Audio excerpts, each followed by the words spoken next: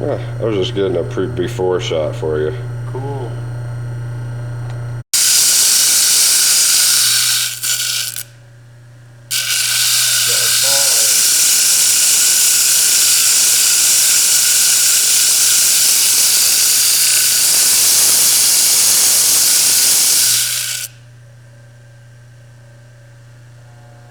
What I'm trying to do is get all the crap off of the back. To give you an idea how hard this stuff is, I think that's a 80 grit, brand new 80 grit disc.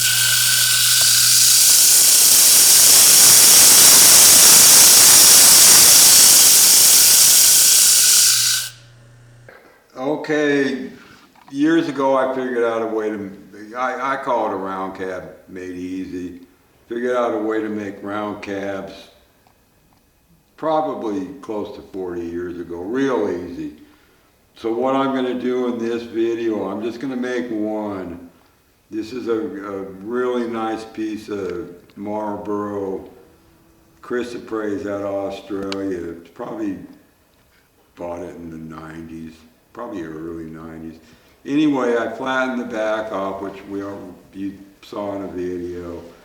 I'm going to see what the largest diameter I can get out of this in a cab would be by using my calipers.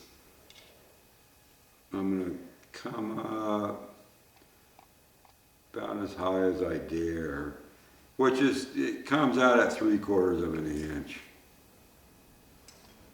Okay, I'm going to mark a line like so, and you can see if I can get that round cab out of there, it's going to be pretty round, and being that big in diameter I should be able to get a real nice higher dome on it. So then I'm going to do that. Then once I slice this off, I'll sand a little bit.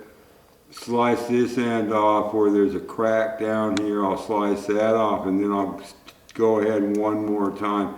Basically, I'm going to make myself a square, and it doesn't have to be square. It can be odd shaped, whatever.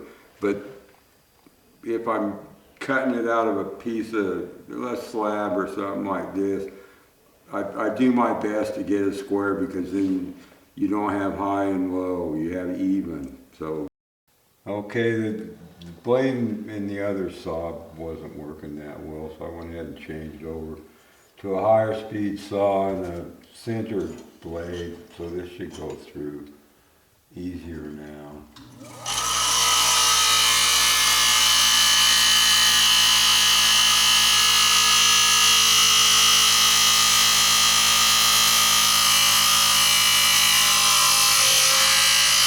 Needless to say, this is very hard material.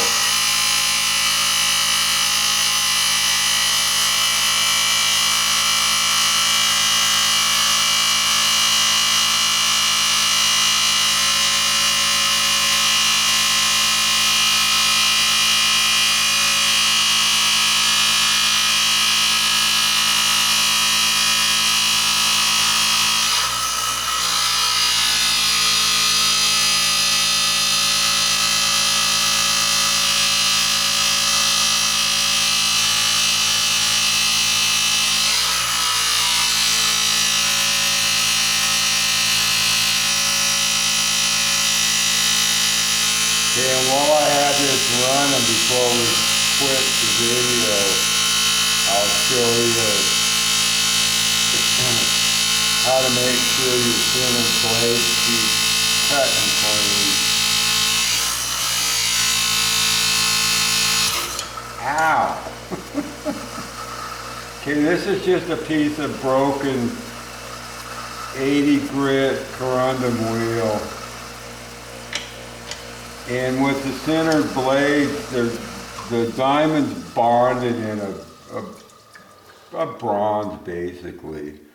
So if it seems like it's cutting a little bit slow, you just fire your blade up and you cut into grinding wheel a little bit, and then you push it kind of hard. You don't have to go very far, but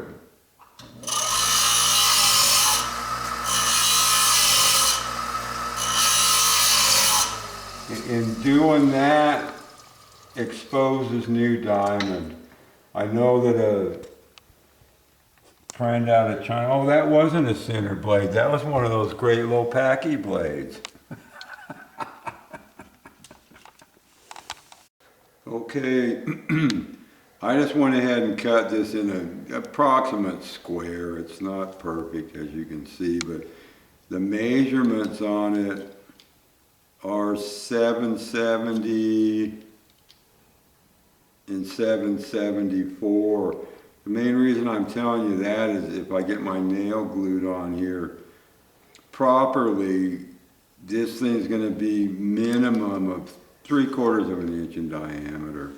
Okay, what you need to do once you have that done, this being the back of the stone,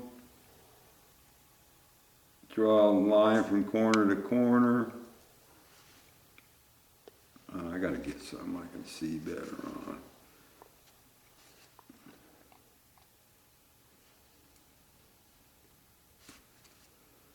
Spin it, draw another line.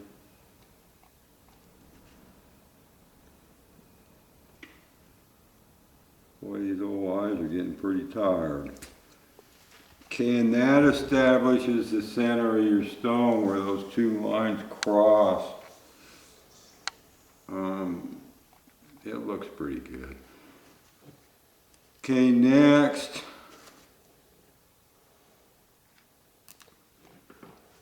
These are just, I think they're 8-penny nails. I just bought a box of them at the local hardware store, and using my jeweler's lathe, which I know most of you don't have. This still has some glue on it, so I'm going to scrape it off.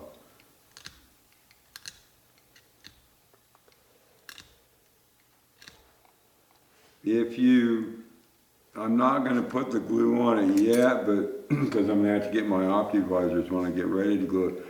What you do, if this is pretty well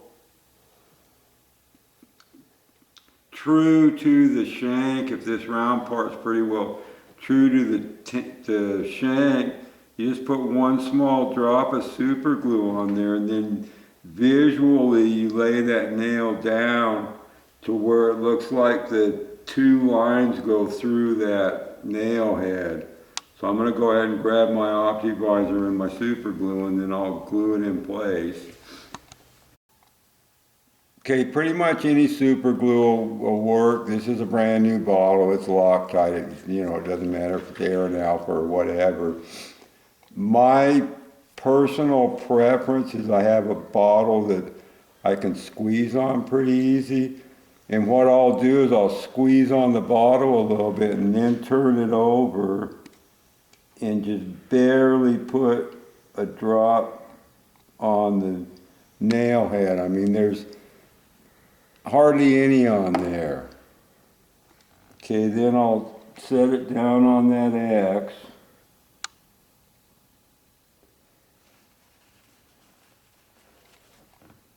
And if you're, yeah, that one went real quick. That's really close to being X'd through. If the super glue gets a little bit older, it allows you time to make minor adjustments. And another thing I always do is when I'm done with my bottle, I wipe the top, make sure it's nice and clean.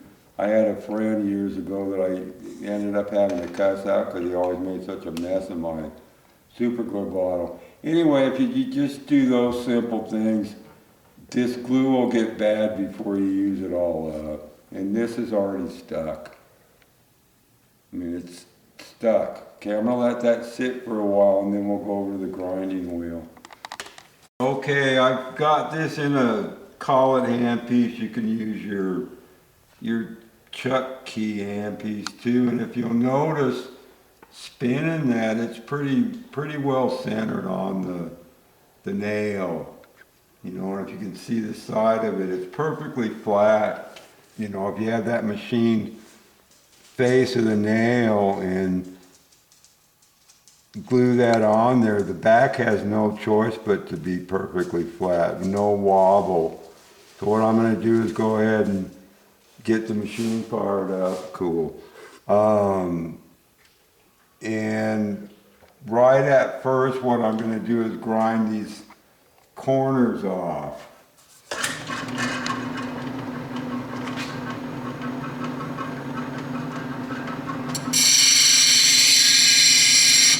Okay, this is oops, yeah, the water's working too far. This is a 80 mesh wheel.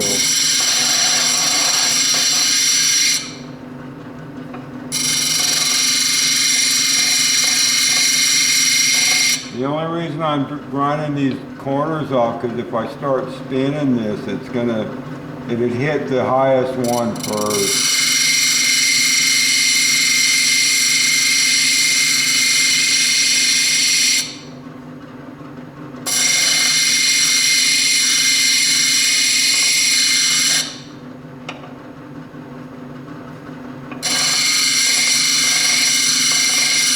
Okay, you just visually try to get it where there's nothing real high. This one looks a little high, so I'll go ahead and grind it off a little bit more. Okay, now the fun begins. Okay, I just put my Fordham wherever it's a good spot for it. If I was doing round cabs all the time, I just have a permanent setup. Anyway, okay, turn your Fordham on. You don't need it running super fast. And what you're gonna do is just slowly, oops, I'm on the cord. You're gonna slowly feed this stone into the wheel. You can hear it hitting the high spot.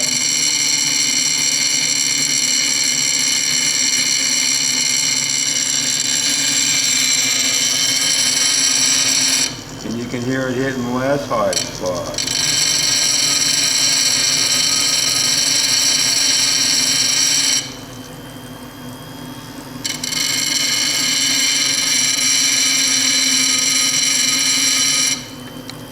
Once you get it where you don't hear any high spots, it's still got quite a ways to come down, but now you can see that all of these are cut evenly.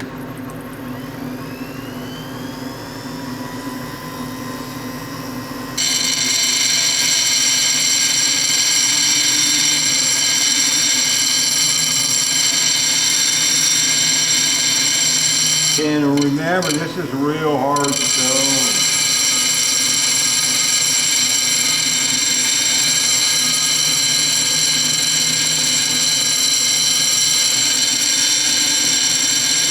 And when you hear that bumping noise, they're still flat.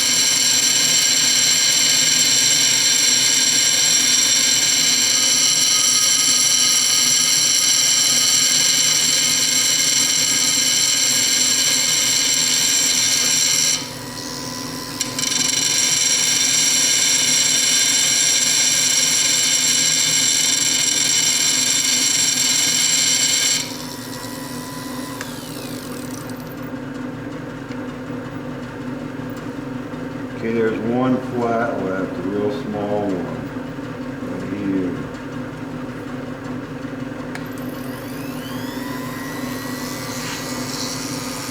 And then you want to hold this real stiff so you don't get bounced.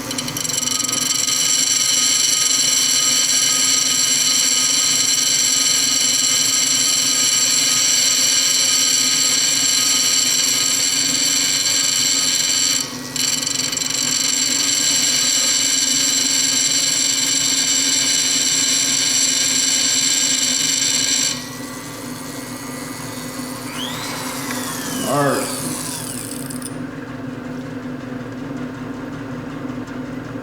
Okay, there's no more flats, it's round.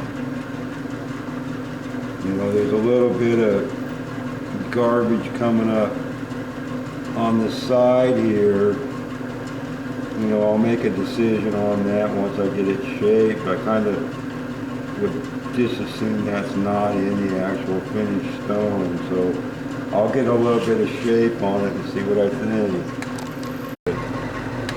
Okay, now what you want to do is start your dome.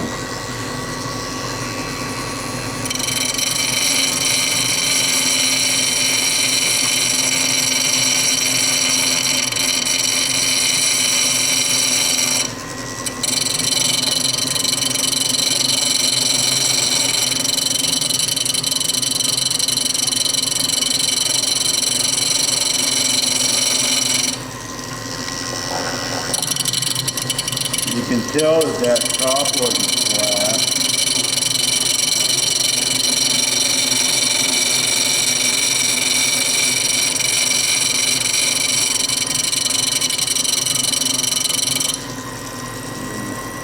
Looks like this moved out of the column a little bit. I need to place it back down inside. Look how far out it is.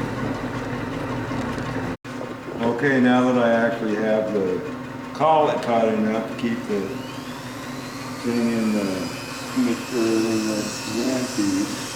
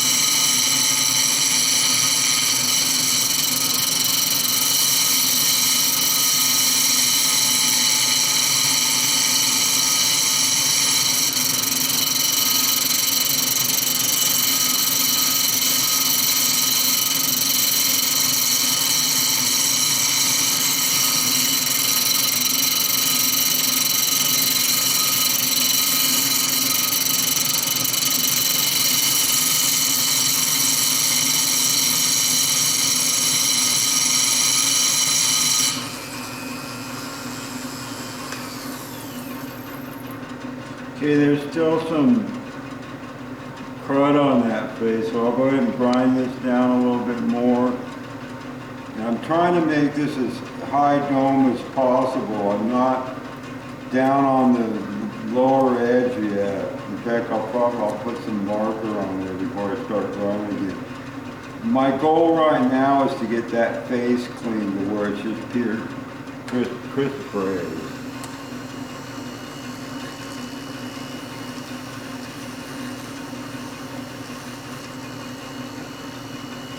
Felt like there might still be a little bit of a flat on that, but I can deal with that with the smooth wheel. Okay.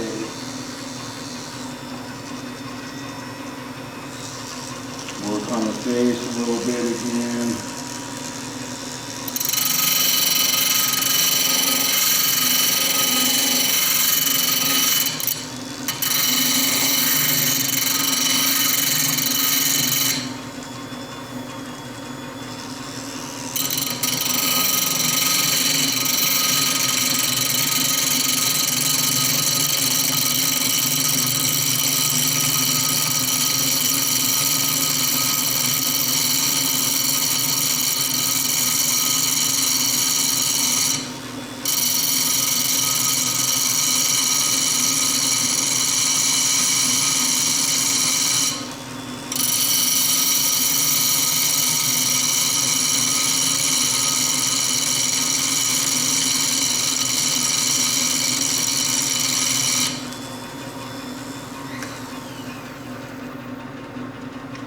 See, there's still just a little tiny bit of brown spots in there, but what I'm going to do now is switch out to a less coarse wheel because it cuts really fast, and the smoother one will make things nicer.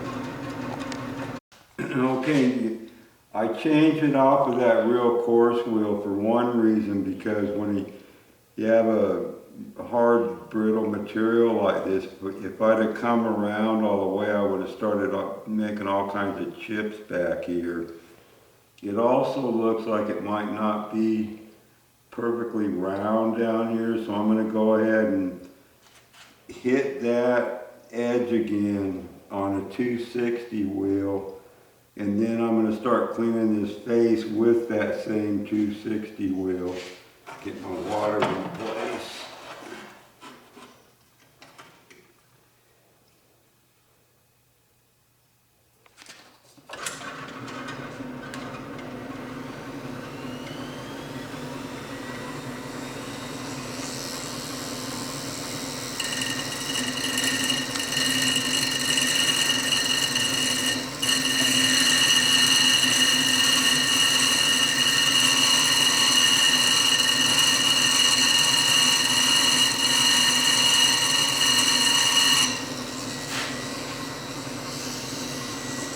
Yeah, I'm going to hit the back edge a little bit to try to make it not be chippy.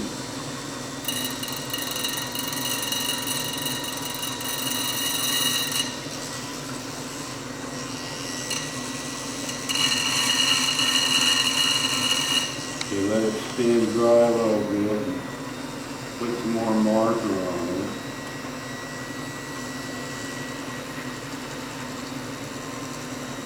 The reason I'm putting the marker on it is so that my arc for my bezel I can see when I'm almost down to the bottom.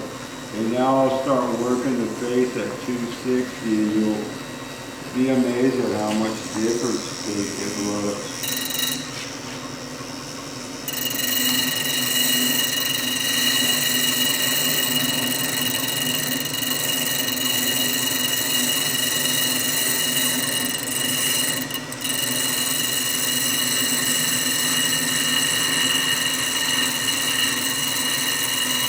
The less bouncing noise you hear, the smoother your tab is.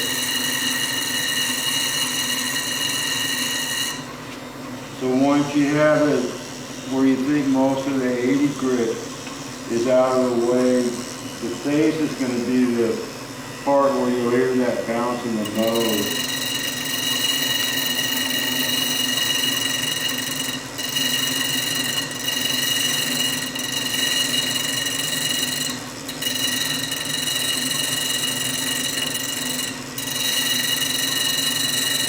The same thing when you make these, which we'll do here pretty soon. But you can hear that thing almost go just a smooth noise when I get around here on the side curve. I'm going to bring it down.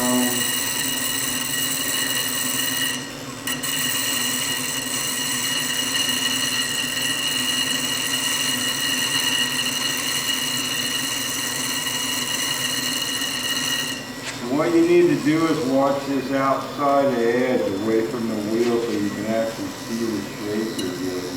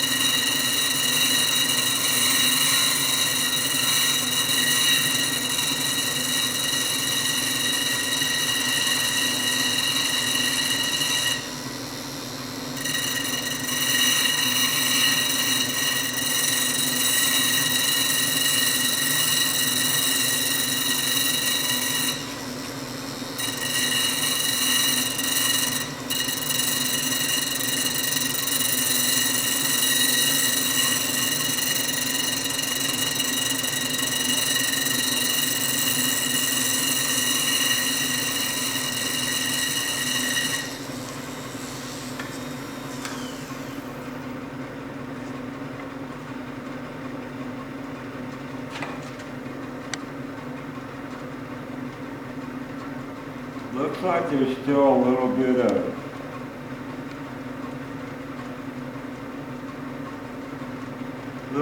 dirt in the face of that. So I'm gonna have to make another real light cut. There's a little bit of an inclusion right there. But other than that, in general, it looks pretty darn good.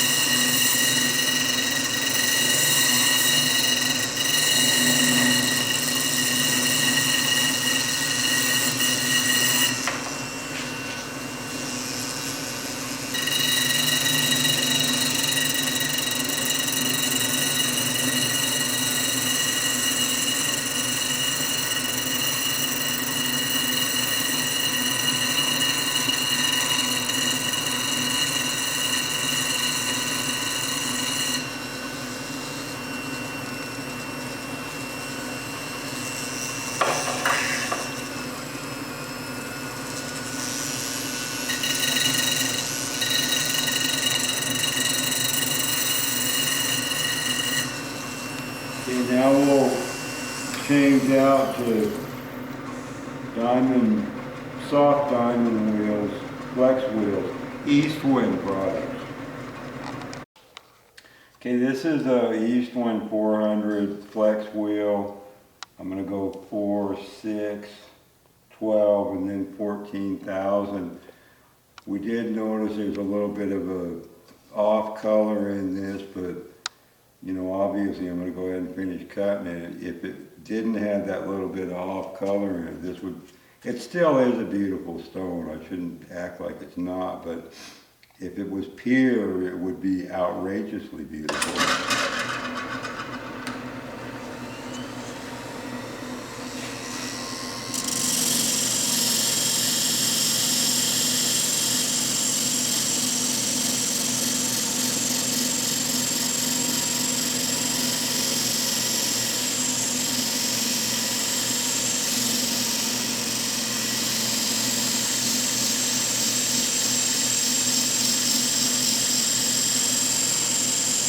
Yeah, again, this is incredibly hard stone.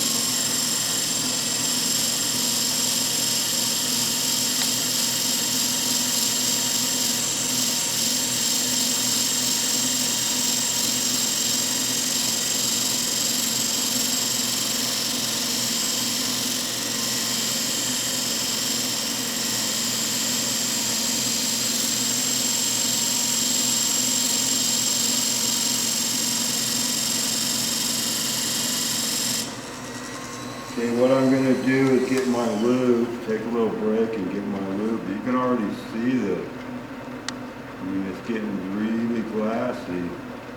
Because the reason I'm getting my lube is I need to inspect the face of this and make sure there's not any large scratches in it still. Because if there is, I need to work those out with this 400 prior to going to the 6. So me and the cameraman are going to take a few minutes break and we'll be right back at it. Okay, I've got this thing domed real nice, but when I ground the back flat, I saw this brown spot in there, and I assumed it didn't intrude very far. But if you look, it goes pretty high up the side of that cab. So what I'm going to do now is I've changed out the wheel. I put a 600 mesh wheel on there. I'm going to grind this diameter down and do my best to get the bulk of that brown off the side, and then I'll go ahead with the 600 wheel and work the face of this some more, because when I was working on it with the flex wheel, I went over and looked at it with the loop, and the flex wheel wasn't taking the 80 grit scratches out, or I guess it was 260 grit scratches. So I'm going to go ahead and work on this with the 600 mostly to get that brown off, and then work the face a little bit, and then go back to the flex wheel.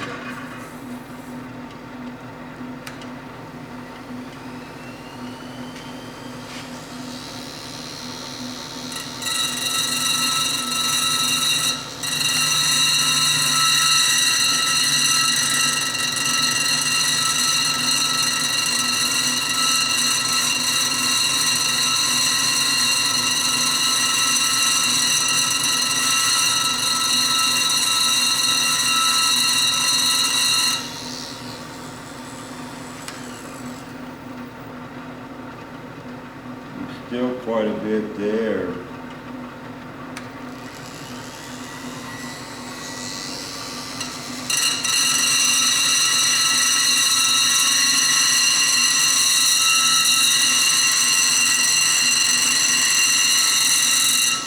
The bouncing you're hearing is this wheel's not running perfectly through.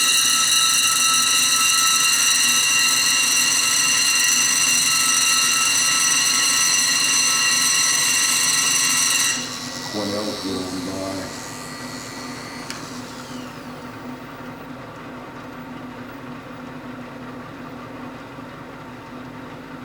Yeah, this is taking all the fun out of the size.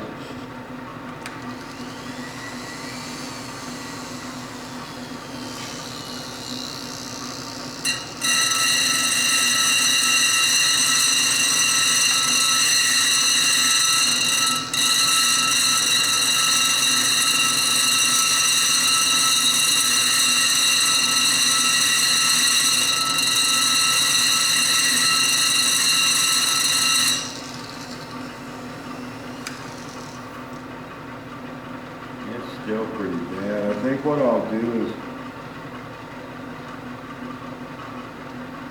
I'll go ahead and reshape it, because that would end up being covered by a bezel. Worst case, I'll cut it some more, but I'll go ahead and shape it again.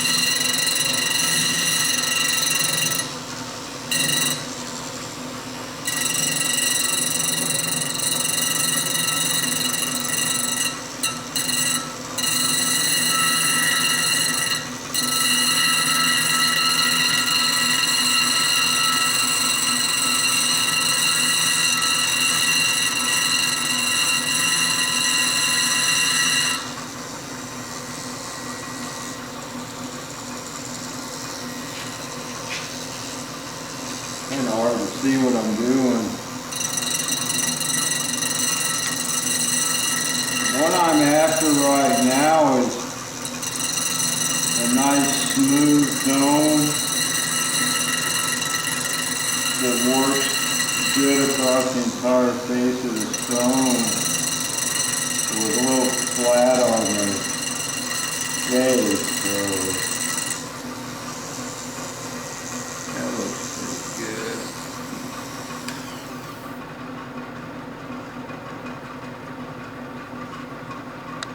You know, and the bad thing with that is with that bouncy wheel.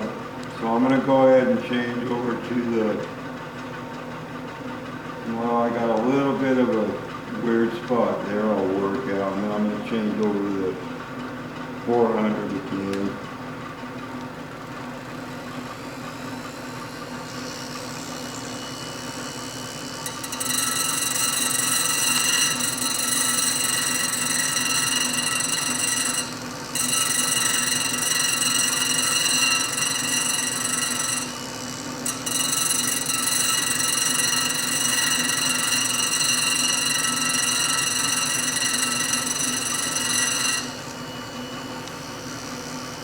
Yeah, that's starting to get a pretty nice shape. In fact, it's a really nice shape. So here we go to the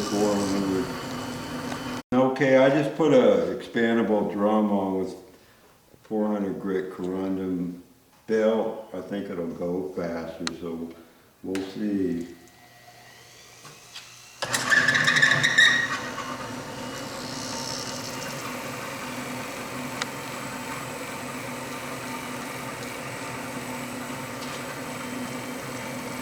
And again, this, as with all expandable drums, this thing bounces a bit.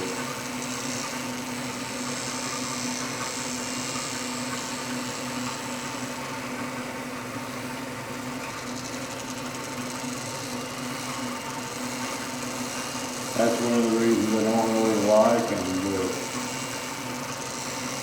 maybe one of these days I'll invest in one of the super high-tech real brand ones.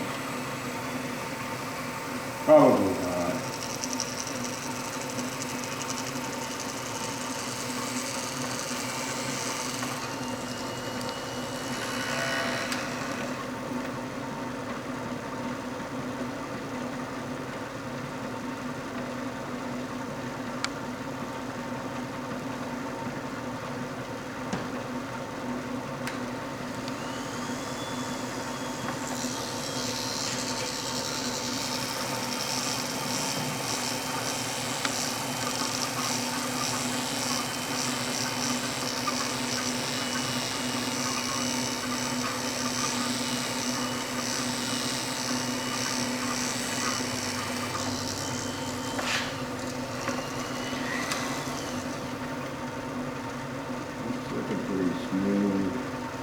Okay, again, I gotta go over and grab my loot.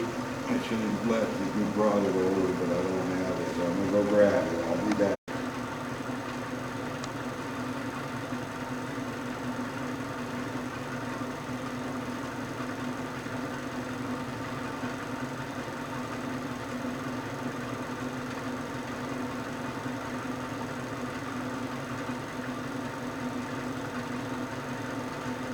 Almost looks like it's got a crack either.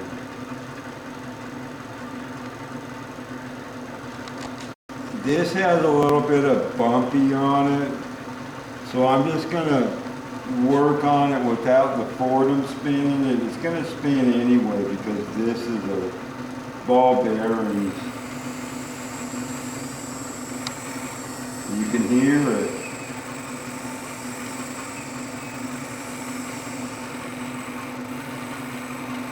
What I'm trying to do is keep it from not spinning a whole lot because I'm trying to get the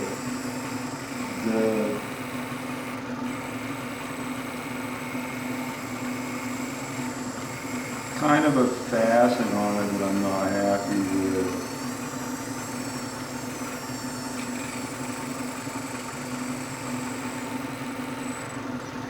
You could just put it at an angle a little bit, it'll immediately start spinning. That's what I do when I make my beads.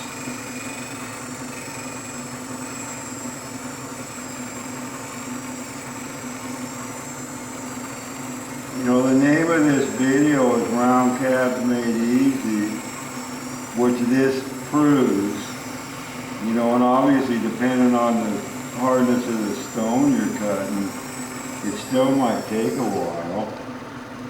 You know, but that's starting to look pretty darn good.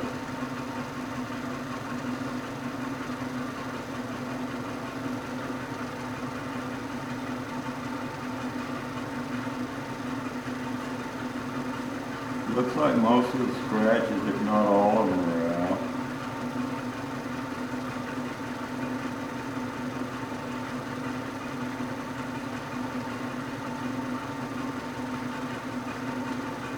Okay, now what I'll do is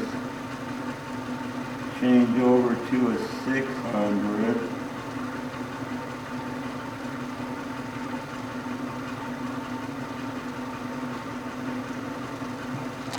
I'm just going to continue to do these, just letting the machine spin, because that's how I make my beads, and I'm so used to doing that, and it's more second nature to me.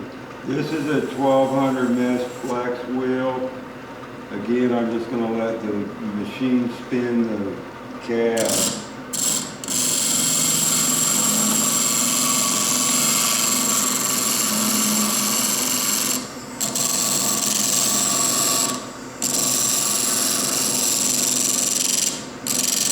Trouble with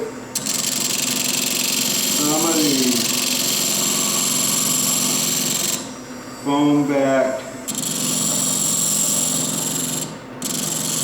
wheels, unless you want to spend forever trying to get it to run through. Some of them can't even get to run through. And it's not like this isn't running almost true.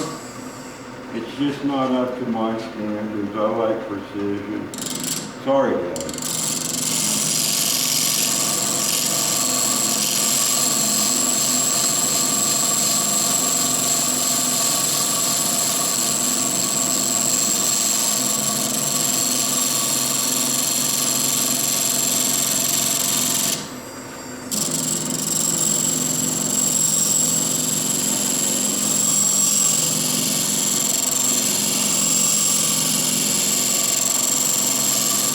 Okay, that should be pretty smooth.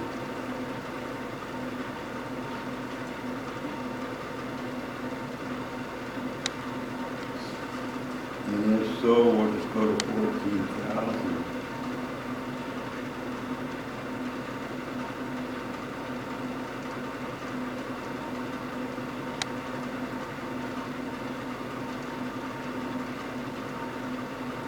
I don't see any major scratches, which is a good thing. You see, it's probably an optical illusion, but I see over that part of the cab. I just want to work on a little bit more.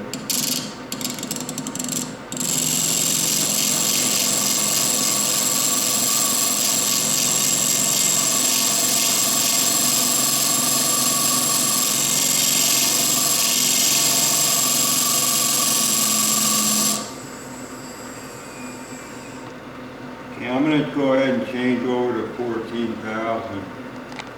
Again, I just put a 14,000 mesh flex wheel on here. I'm going to go ahead and work the face of the stone and down to the edge, and it's looking to me like I'll be able to get this thing 90% finished over here. I'm so picky on how I like to finish on my stone. I'll probably end up finishing the final polish on this thing will be done on my wooden wheels, but I'm going to go ahead and bring it up to 14,000 so you can see that it comes out pretty darn nice, even if that's all you do.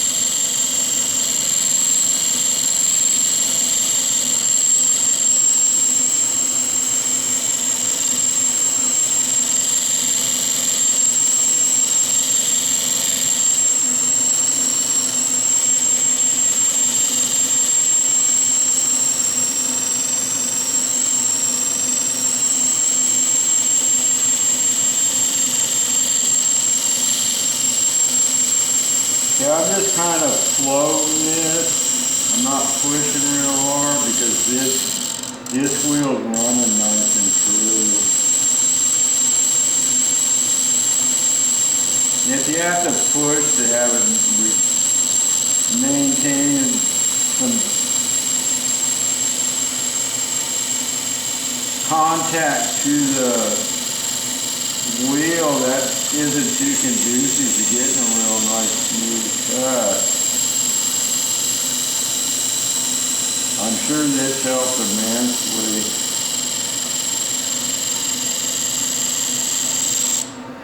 Okay, I'm gonna look.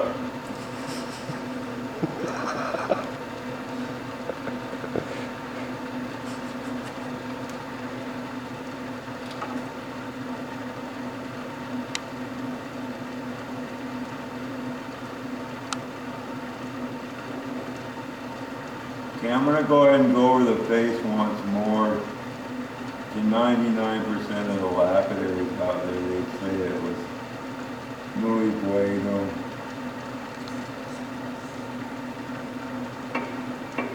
Which it is, but I think they call it OCD, or I call it anal. Okay, there goes anal one. One more pass. It's looking really nice. I mean, it's pretty darn nice.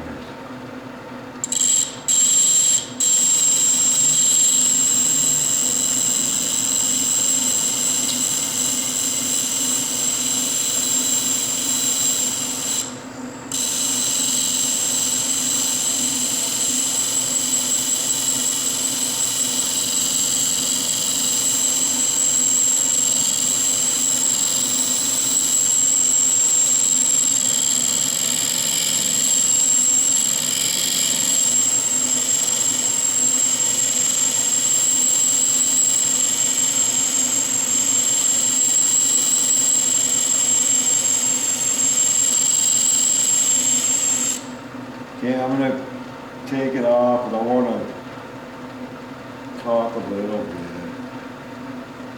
bit. In fact, I'll let Greg turn that off and we'll talk after I...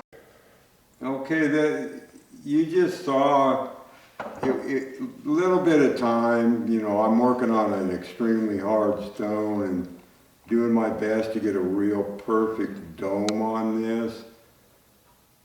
If you were doing this with soft stone, you could do it a cab like this in, I don't know, 10 minutes maybe.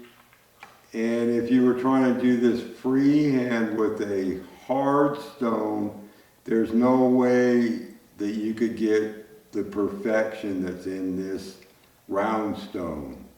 You know, it's got a nice dome. I'm going to end up going over to my diamond and wood and go over it once again with 14,000, because once I do that right now up top here, because I couldn't really keep it spinning nice when I came down over the top of the stone, I can just take it now to my 14,000 wood and go over this whole face, and it's going to be glassy. I went ahead and left that little bit of brown in there, because if you set this in like a ring with any kind of a bezel, you can cover that up, and even if that showed a little bit, I mean, it's just a rock, you know, and rocks, very few of them do you get perfect out of. You know, I could grind it down some more and this, that, and the other, but obviously I'm not gonna. I might, you know, I'm gonna go ahead and finish the video and put it online, and I may end up working on this some more. As long as I don't take it off that nail, it's good to go. Just put it back in the handpiece. Anyway, I hope you enjoyed, and thank you to Mr. Greg for doing the video.